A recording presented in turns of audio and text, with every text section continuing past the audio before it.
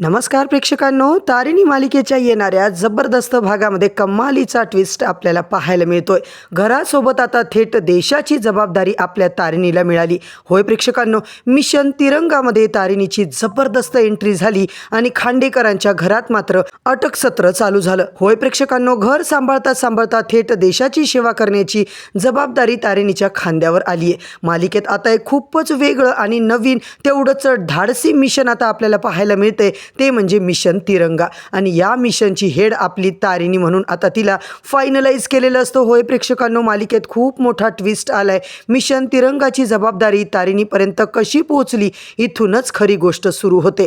तारिणी आता घरचं संकट दूर व्हावं म्हणून गुरुजींनी जे काही व्रत सांगितले ते व्रत पूर्ण करण्यासाठी अनवाणी पायाने जात असताना भर रस्त्यातून तिला उचलून नेलं जातं। सुरुवातीला हे सगळं नेमकं काय चाललंय, मला कुठे नेलं जातं हे तिला कळत नाहीये, पण आता तिच्यासोबत असं का केलं जातं, त्यामुळे बाकी सगळीकडे टेन्स असतं वातावरण। तेव्हा मात्र इकडे सर लिटरली तारिणीच्या डोक्यावरचा पडदा काढतात आणि तिच्यावर एक मोठी जबाबदारी टाकतात। तारिणीने आत्तापर्यंत केलेले सगळे कामं, तिची क्षमता आणि तिच्यातला अधिकारी गुण पाहून मिशन तिरंगाची हेड तिला बनवलं जातं। होय प्रेक्षकांनो, साज शृंगार नटणे मुरडणे सगळं सोडून तारिणीने मात्र आता एक वेगळंच रूप धारण केलेलं आपल्याला पाहायला मिळालं। आणि सगळ्यात मोठं म्हणजे प्रेक्षकांनो, फायनली आता मोठ्या संकटाला तारिणी कशी तोंड देणार आहे, ती आपलं कर्तव्य आता निभावणार आहे। आणि तिच्यासमोर सगळ्यात मोठं आव्हान म्हणजे JPC मेडिकल स्कॅम, वसुधा बेलसरेला बदनाम करणारा खरा गुन्हेगार कोण आणि ड्रग डीलिंगचा सूत्रधार नेमका कोण आहे, हे सत्य फायनली तारिणीने शोधून काढलेलं असतं। होय प्रेक्षकांनो, पहिली स्टेप म्हणजे तारिणीने काय केलं, पहिली मोठी रेड अक्षरशः सगळ्यांना हादरवून टाकणारी होती। ती म्हणजे तारिणीने मारली आहे रेड स्वतःच्या घरात। खांडेकरांच्या घरावर रेड मारत तारिणीने मागचा पुढचा कुठलाही विचार न करता थेट खांडेकरांवर कारवाई केलेली असते। त्यानंतर मात्र दयानंद कौशिकी या दोघांना सुद्धा अटक करण्यात येते। डॉक्टर कामत मात्र प्रेक्षकांनो तिकडून फरार होण्यामध्ये यशस्वी झालेला आपण बघतोय। खरी खळबळ तर आता उडते, कारण दयानंदने जे काही सत्य सांगितलं ते ऐकून मात्र अक्षरशः धक्का बसलाय। दयानंदने स्वतः कबुली दिली आहे की हो, मी JPC मेडिकल स्कॅममध्ये इन्व्हॉल्व होतो, या सगळ्या प्रकरणाची मला माहिती होती। इतकंच नाही तर तारिणीची आई म्हणजेच वसुधा बेलसरेला बदनाम करण्यामागे सुद्धा माझाच हात होता आणि हे सत्याची कबुली त्याने मात्र स्वतःच्या तोंडाने दिलेली असती। आता मात्र मोठा प्रश्न, कौशिकी हे सगळं का करत होती, कारण तिच्या वडिलांच्या मृत्यूचा बदला घेण्यासाठी। होय प्रेक्षकांनो, तिला आता बदल्याची भावना वापरायची होती। कौशिकीने हे सगळं षडयंत्र जे काही उभं केलं होतं आणि गुलाबने आधीच महत्त्वाचा इशारा दिला होता, घरातलीच एक जवळची व्यक्ती कटाची सूत्रधार आहे आणि साधू सरांनी तर स्पष्ट सांगितलं होतं की जी व्यक्ती तुम्हाला तुमच्या ध्येयापासून दूर नेते तीच खरी कल्प्रिट आहे आणि तेही तुमच्या घरात असू शकते। आता मात्र तारिणीला सगळ्या गोष्टी जोडल्याच्या नंतर तिला कळतं आणि तिला आता कळून चुकलेलं असतं आणि तिने सरळ मागचा पुढचा विचार न करता कौशिकी आणि दयानंदला जेलमध्ये टाकलेलं असतं। होय प्रेक्षकांनो, इकडे तारिणी सगळं करत असते। खांडेकरांना संपवण्यासाठी तिने खूप मोठा डाव केलाय। तारिणीने रचलेला हा डाव संपूर्णपणे खांडेकरांचं खरं सत्य आता बाहेर काढण्यासाठीच होतं।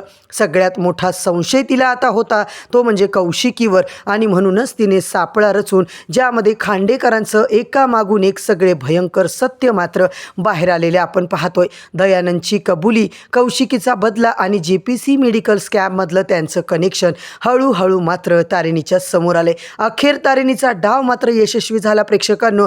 जे मात्र आता इकडे तारिणीवर लक्ष ठेवून आहे।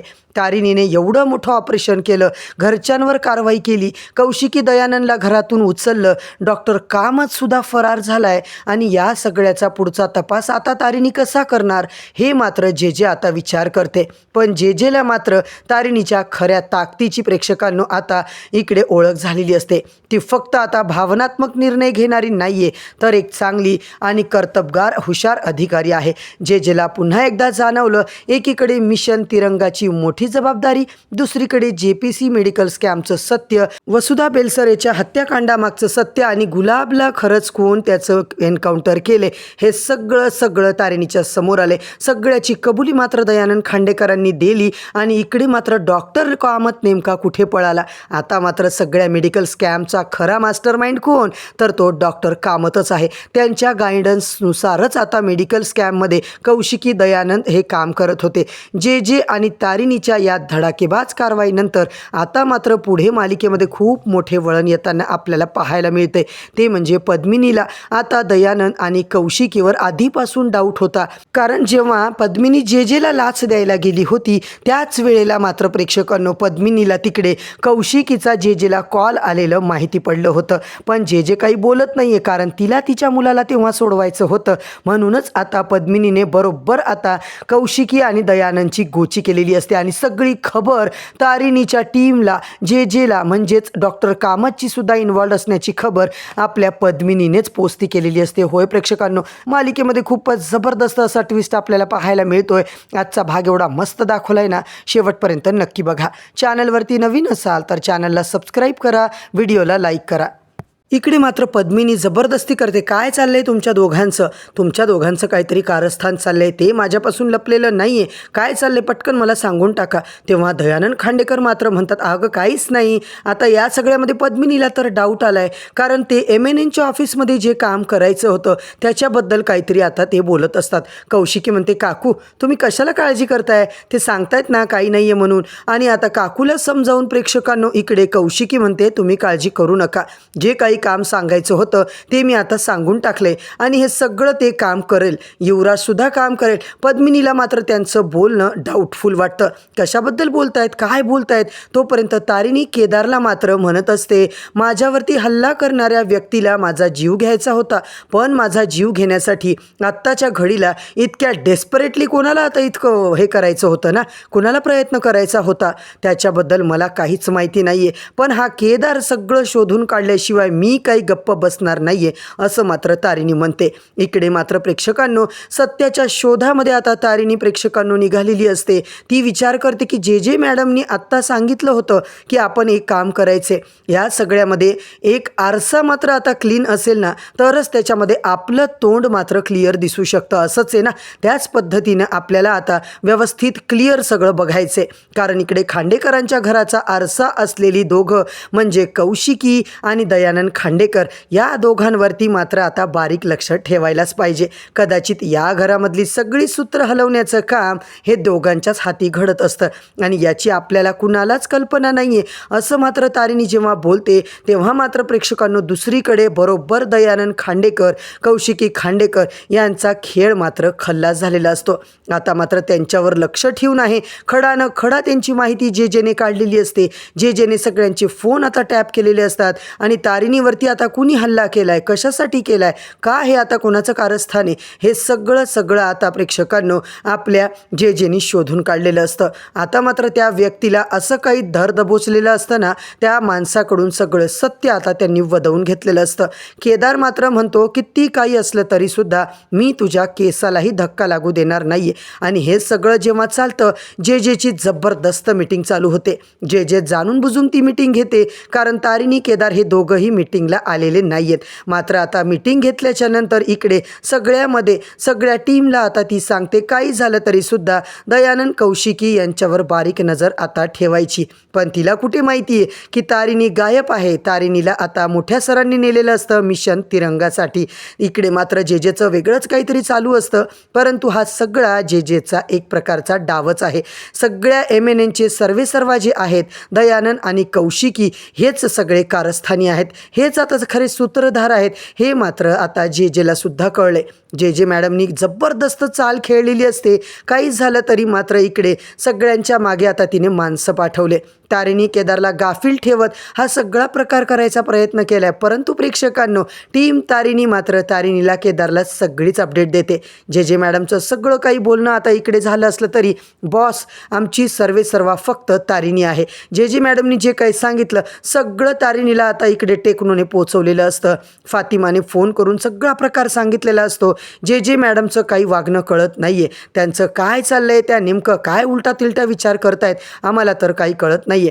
त्या दिवशी अचानक त्यांनी न सांगता आपल्याला इकडे घरी येऊन युवराजला पकडून नेलं होतं. त्याच्या मागे खूप मोठं कारण आहे, हे मात्र आपल्याला त्यांनी सांगितलेलं नव्हतं. आता बाबा आणि कौशिकीताई यांच्यावर सुद्धा नजर ठेवून आहेत. मला कळत नाहीये की यांचं काय चाललंय, पण आता तारिणी अजिबात काही रिॲक्ट करत नाहीये. तारिणी फक्त होला हो लावते आणि इकडे मिशन तिरंगा सिक्रेटली तारिणीचं चालू झालेलं असतं. होय प्रेक्षकांनो, केदारला मात्र कुठे ना कुठे डाऊट येतोय, काहीतरी गडबड आहे. हे सगळं काय चालू आहे? कौशिकीताई बाबा असं करू शकतात? मला तर अजूनही विश्वास बसत नाहीये. कारण आता इकडे सगळं जे काही गोष्टी घडतायत ना, त्या सगळ्या कौशिकीताईच्या आता डोक्याने चाललेल्या आहेत. दयानंद खांडेकर मात्र सांगतात जे नको व्हायला तेच आपल्यासोबत होतंय. तर मंडळी इकडे मात्र आता जे मॅडमनी कसं यांची सगळी मुंडी मोरडली आहे आणि सगळं पद्मिनीने कुठला गेम केलाय हे मात्र पाहणं रंजकदार ठरणारे. होय प्रेक्षकांनो, पद्मिनी सुद्धा या दोघांवर लक्ष ठेवून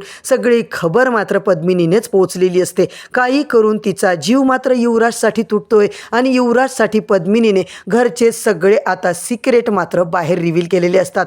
टीम तारिणीला आता पद्मिनीचा कॉन्टॅक्ट झालेला असतो. युवराजला वेगळ्या AI टूल्सवरून आवाज बदलून जे कोणी कॉल करतंय त्या ऐकून मात्र पद्मिनीला सुद्धा धक्का बसणार आहे. आता युवराज आणि पद्मिनी एक होऊन सगळ्या सत्याचा उलगडा जेच्या सोबत मिळून करायचा प्रयत्न करतात, परंतु सगळ्यात आधी टीम तारिणी पोचणार आणि तारिणीने मात्र या खांडेकरांचा चांगला गेम केलेला असतो. होय प्रेक्षकांनो, इकडे युवराजला आलेले कॉल कौशिकीताईनेच केले होते. डॉक्टर कामतांच्या मदतीनेच हे सगळं GPC मेडिकल स्कॅम झाले याचं आता सत्य मात्र आपल्या तारिणीच्या पुढे आले. तर मंडळी मालिकेमध्ये आता अजून काय काय होणार आहे, कुठल्या पुराव्यांच्या आधारावर हा सगळा प्रकार आता घडणार आहे, अनेक प्रश्नांची उत्तरं आपल्याला येणाऱ्या भागातच पाहायला मिळणार आहे. पण आता दयानंद खांडेकर, कौशिकी खांडेकर यांना तर अटक झालेलीच आहे. आता मात्र सगळं सत्य तारिणीच्या पुढे आले. उद्याच्या भागात मात्र जबरदस्त ट्विस्ट आपल्याला पाहायला मिळणार आहे. म्हणूनच प्रेक्षकांनो, तारिणी मालिकेचे येणारे सगळेच प्रोमो अपडेट एपिसोड रिव्ह्यू ऐकायचे असतील तर चॅनलला सबस्क्राईब करा, व्हिडिओला लाईक करा. उद्या परत भेटूया मंडळी नवीन भागाच्या नवीन रिव्ह्यू सोबत. तोपर्यंत धन्यवाद.